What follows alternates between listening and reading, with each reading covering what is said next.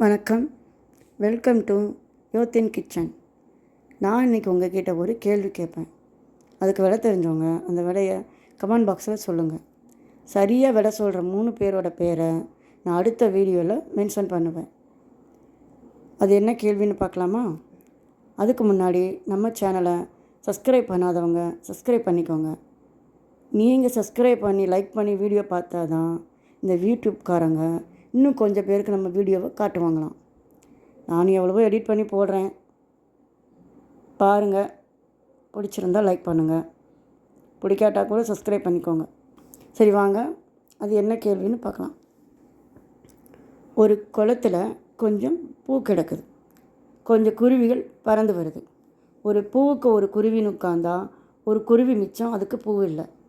ஒரு பூவுக்கு 2 குருவின்னு உட்காந்தா ஒரு பூ மிச்சம், அதுக்கு குருவி இல்லை. அதாவது ஒரு குருவியாக உட்காந்தா ஒரு குருவி மிச்சம், 2 குருவியாக உட்காந்தா ஒரு பூ மிச்சம். இதுக்கு விட தெரிஞ்சவங்க கமெண்ட் பாக்ஸில் வந்து சொல்லுங்கள்.